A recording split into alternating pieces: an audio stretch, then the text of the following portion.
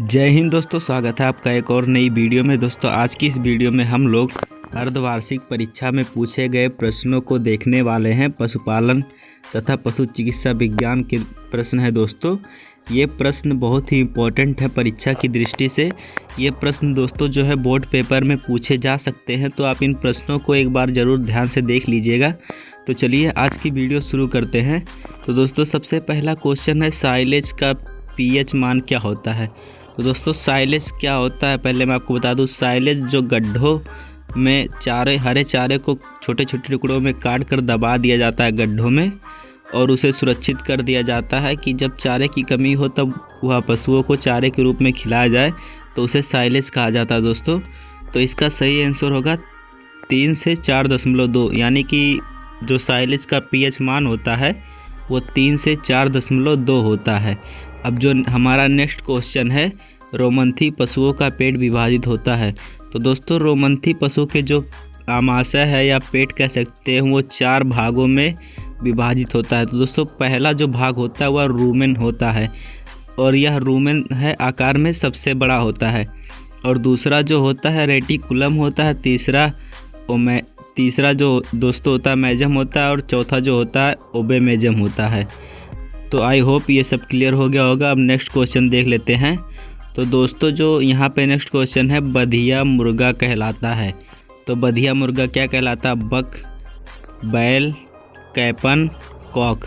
तो दोस्तों जो मैं आपको बता दूं, जो बधिया मुर्गा जो होता है दोस्तों, उसको कैपन यानी कि कैपेन कहते हैं, और मुर्गे में जो बधियाकरण किया जाता है उसे कैपोनाइजेशन कहते हैं। ठीक है दोस्तों, अब नेक्स्ट क्वेश्चन देख लेते हैं। लाल दवा का सूत्र है। तो लाल दवा का सूत्र है sodium hydroxide, sodium carbonate, calcium chloride. तो दोस्तों इनमें से कोई भी नहीं सही ऑप्शन होगा, क्योंकि जो लाल दवा का सूत्र होता है वो पोटेशियम पर मैग्नेट होता है, यानी कि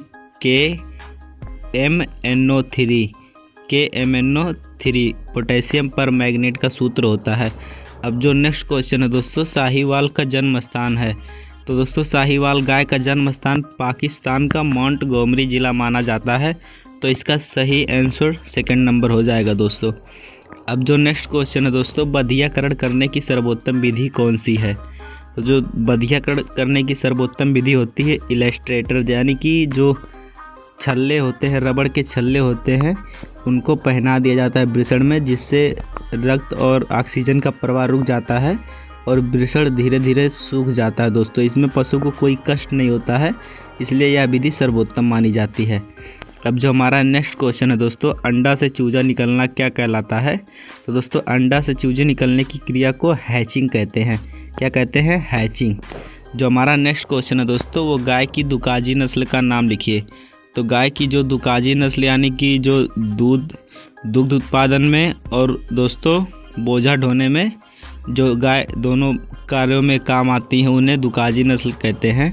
तो दुकाजी नस्ल के उदाहरण हैं हरियाणा और थारपारकर। तो दोस्तों जो नेक्स्ट क्वेश्चन है उसको देख लेते हैं। गाय में सर्वाधिक वसा किस भैंस में पाया जाता है। तो दोस्तों गाय में सर्वाधिक वसा भदावरी भैंस में पाया जाता है। किस में पाया जाता है? भदावरी भैंस में। अब जो हमारा नेक्स्ट क्वेश्चन है, NDRI कहाँ स्थित है। NDRI का सबसे पहले फुल फॉर्म देख लेते हैं दोस्तों। तो NDRI का फुल फॉर्म होता है नेशनल डेयरी रिसर्च इंस्टीट्यूट। अब दोस्तों ये हमारा कहाँ स्थित है? करनाल के हरियाणा में स्थित है। अब जो नेक्स्ट क्वेश्चन क्या है दोस्तों देख लेते हैं। संतुलित आहार क्या है, अथवा 2 अंडा उत्पादक मुर्गी की जातियाँ लिखिए। तो दोस्तों संतुलित आहार की परिभाषा आप लिख दीजिएगा, और मैं 2 अंडा उत्पादक मुर्गी का नाम बता देता हूँ दोस्तों। पहले नंबर पे आता है दोस्तों वाइट लेगहॉर्न, दूसरा पे आता है एनकोना, और तीसरे पे आता है मिनोरका। दोस्तों ये मुर्गी की अंडा उत्पादन करने वाली जातियाँ हो गई हैं दोस्तों। अब जो नेक्स्ट क्वेश्चन है, डिबकिंग का उद्देश्य लिखिए। अब डिबकिंग क्या होता है दोस्तों, जैसे छोटे छोटे चूजे रहते हैं या मुर्गियाँ रहती हैं, उनके चूज़ों को दोस्तों ऐसे जो चोंच रहता है दोस्तों, उसको क्या करते हैं, चोंच को काट देते हैं। अब ये इसलिए किया जाता है क्योंकि जो चूजे होते हैं दोस्तों, वो एक दूसरे को आपस में लड़ाई करते वक्त चोंच मारते रहते हैं, जिससे दोनों घायल हो जाते हैं। और कभी कभी क्या करते हैं, अंडा रहता है तो ऐसे चोंच मार के दोस्तों अंडे को फोड़ देते हैं, इसलिए उनमें डिविकिंग कर दिया जाता है, उनके चोंच को काट दिया जाता है। और पशु चिन्हीकरण की 2 आवश्यकताएं बताइए। तो दोस्तों पशु चिन्हीकरण की 2 आवश्यकताएं क्या होंगी कि जैसे आपका कोई पशु है, ये भेड़ हो गया दोस्तों, ठीक है, तो आप क्या करेंगे, इस भेड़ को रंग से रंग देंगे दोस्तों, ताकि ये पता चले कि ये आपका भेड़ है। अब जो नेक्स्ट क्वेश्चन है दोस्तों, जो हमारा नेक्स्ट क्वेश्चन है दोस्तों, वह है उत्तम साढ़ के लक्षण लिखिए तथा टीजर बुल का कार्य बताइए। तो दोस्तों आप उत्तम साढ़ के लक्षण आप बुक से देख लीजिएगा। मैं आपको टीजर बुल का कार्य बता देता हूं दोस्तों। ये टीजर बुल क्या होते हैं दोस्तों, जिनका नसबंदीकरण कर दिया जाता है उन्हें टीजर बुल कहते हैं दोस्तों। और ये टीजर बुल का कार्य शर्मीली गायों में ऋतुमयी का पता लगाने के लिए किया जाता है दोस्तों। जो हमारा नेक्स्ट क्वेश्चन है, हे बनाने हेतु 2 फसलों के नाम बताइए।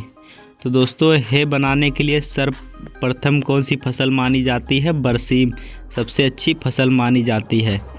अब 2 रोगाणुनाशकों के नाम लिखिए। तो मैं आपको एक रोगाणुनाशक का नाम बता देता हूं दोस्तों, फिनाइल सबसे मस्ट प्रयोग किया जाता है दोस्तों, और एक है BHC, यानी कि ये दोस्तों 2 रोगाणुनाशक रसायन का नाम हो गया दोस्तों, तो आप इसको याद कर लीजिएगा। अब दोस्तों यहाँ पे कुछ लघु उत्तरीय प्रश्न दिए हैं, तो दोस्तों ये आप अपने बुक से देख लीजिएगा। तो पहला क्वेश्चन है, बधियाकरण का प्रमुख उद्देश्य अथवा साइलेज एवं हे में अंतर लिखिएगा। तो दोस्तों बधियाकरण का प्रमुख उद्देश्य क्या है, अच्छे मांस उत्पादन के लिए पशुओं में बधियाकरण किया जाता है। और पशु में गाय जैसे बैल हो गया दोस्तों, इनमें बधियाकरण इसलिए किया जाता है कि ताकि वो कृषि कार्य में दोस्तों एकदम हष्ट पुष्ट रहें दोस्तों, और उनका जो जो ऊर्जा रहता है जो वृषण की तरफ जाता है वो शरीर की तरफ जाने लगे। और दोस्तों यहाँ पे एक और कारण हो जाता है कि जैसे बैल रहते हैं इधर उधर घूमते रहते हैं और वो किसी भी गाय को गर्भित कर देते, तो उससे क्या होता है, नस्ल खराब हो जाती है। तो नस्ल सुधार के लिए भी क्या करते हैं दोस्तों, बधियाकरण कर दिया जाता है।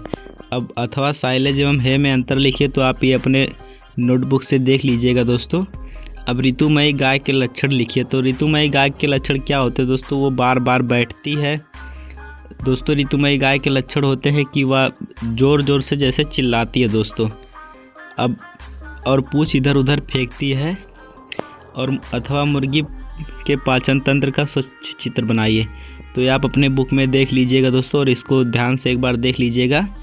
अब दुधारू गाय के प्रमुख लक्षण क्या है, जो नेक्स्ट क्वेश्चन है।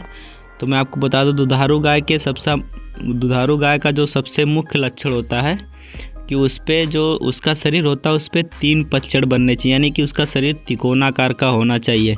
जो 3 पचड़ होते हैं दोस्तों ये मुख्य रूप से होते हैं। और जो दुधारू गाय में होती हैं वो दुग्ध शिराएँ जो क्या होती है, उभरी हुई होती हैं और संख्या में अधिक होती हैं। अब दोस्तों जिन गाय में क्या होता है, दुग्ध शिराएँ एकदम ऊपर से ही दिखाई देती हैं और संख्या में ज़्यादा दुग्ध शिरा होती हैं दोस्तों, उन्हें क्या माना जाता है, दुधारू गाय माना जाता है। और जो इसी में नेक्स्ट क्वेश्चन है दोस्तों, अथवा पशुशाला की सफाई की आवश्यकता है। आप इनको दोस्तों क्वेश्चन को देख लीजिएगा एक बार। अब जो हमारा नेक्स्ट क्वेश्चन है, आदर्श राशन क्या है। तो दोस्तों आदर्श राशन उसे कहते हैं जो पशुओं को उसके शारीरिक भार के अनुसार दिया जाता है, वह क्या कहलाता है, आदर्श राशन कहलाता है। अब आदर्श राशन का निर्माण करने के लिए किन बातों का ध्यान रखा जाए, इसके प्रमुख प्रकारों का वर्णन उदाहरण सहित वर्णन करिए। तो दोस्तों ये आप बुक से देख लीजिएगा। जो हमारा नेक्स्ट क्वेश्चन है, साइलोइंग क्या है। तो दोस्तों जो साइलेज बनाने की क्रिया होती है उसे साइलोइंग कहते हैं दोस्तों। अब साइलोइंग क्या होता है, जैसे दोस्तों क्या होता है कि जब धूप और गर्मी अधिक होती है अगस्त के महीने में, तो ज़्यादातर हरे चारे उपलब्ध नहीं होते हैं। तो उससे पहले 1-2 माह पहले दोस्तों क्या करते हैं, ज्वार बाजरा या मक्का को खेत से काट कर छोटे छोटे टुकड़े में काट कर दोस्तों एक गड्ढा खन लिया जाता है और उस गड्ढे में चारे को दबा कर एकदम ठूस कर दबा दिया जाता है और ऊपर से दोस्तों मिट्टी डाल दी जाती है और बीच में पॉलीथीन या पुआल डाल सकते हैं, जिससे क्या होता है जो चारा रहता है वो सड़ता नहीं है, वो जैसे कि तैसा बना रहता है।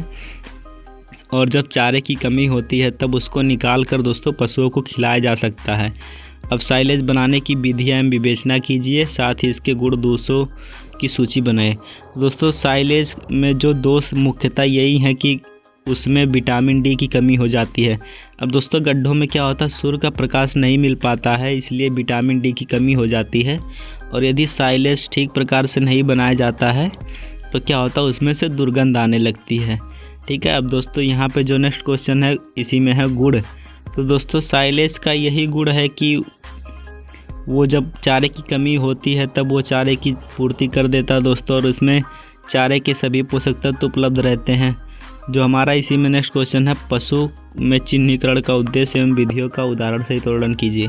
तो दोस्तों ये आप अपने नोटबुक से देख लीजिएगा। अब यहाँ पे नेक्स्ट क्वेश्चन है, मुर्गी पालन के समान सिद्धांत क्या है? मुर्गी फार्म बनाते समय ध्यान देने योग्य बातों की चर्चा कीजिए। दोस्तों इसके बारे में हम लोग बात नहीं करेंगे, आप इसको देख लीजिएगा। अब यहाँ पे दोस्तों नेक्स्ट क्वेश्चन है, पशुधन से आप क्या समझते हैं? भारत से पशुधन की दयनीय स्थिति का क्या कारण है? पशुधन स्थिति सुधारने हेतु अपना सुझाव दीजिए। तो दोस्तों आप इनको ज़रूर देख लीजिएगा क्योंकि ये पेपर की दृष्टि से बहुत ही महत्वपूर्ण है, ये पेपर में पूछे जा सकते हैं। तो दोस्तों नेक्स्ट क्वेश्चन है, निम्न पर टिप्पणी कीजिए। गौ दोहन की विधियाँ। दोस्तों गौ दोहन की कौन कौन सी विधियाँ होती हैं? एक अंगूठा विधि होती है, एक हस्त विधि होती है दोस्तों, एक चुटकी विधि होती है। और गौशाला में सफाई का उद्देश्य। तो दोस्तों गौशाला में सफाई इसलिए की जाती है क्योंकि वहाँ पे जो रोगाणु कीटाणु होते हैं दोस्तों वो नष्ट हो जाते हैं। और जैसे दूध जब हम दूहने जाते हैं गौशाला में तो क्या करते हैं दोस्तों, अगर जो गौशाला गंदा रहता है तो गाय भैंस जो होते हैं दोस्तों वो पूंछ इधर उधर मारते हैं, इससे दूध में गोबर ओबर पड़ जाता है तो दूध हमें स्वच्छ प्राप्त नहीं होता है, इसलिए भी गौशाला की सफाई की जाती है। अब यहाँ पे है दुधारू गाय की नस्लें। तो दोस्तों दुधारू गाय की जो नस्लें हमारी हैं, जैसे हॉलस्टीन फ्रीजियन हो गया, और दोस्तों आयरशायर हो गया, और जर्सी हो गया। दोस्तों ये कौन सी हो गई? विदेशी नस्लें दुधारू गाय में। और जो हमारी भारतीय नस्लें होती हैं वो सिंधी, देवगिरी, और दोस्तों साहिवाल और राबी, ये 4 हमारे जो भारतीय नस्ल हो गए दोस्तों। तो बस आज की इस वीडियो में इतना ही यार। वीडियो अच्छा लगा हो तो लाइक कर दो, और हाँ चैनल को सब्सक्राइब करना मत भूलिएगा दोस्तों। इसी तरह से सभी वीडियोज़ आपको मिलते रहेंगी। आपको ये वीडियो कैसा लगा कमेंट करके ज़रूर बताइएगा। जय हिंद, वंदे मातरम।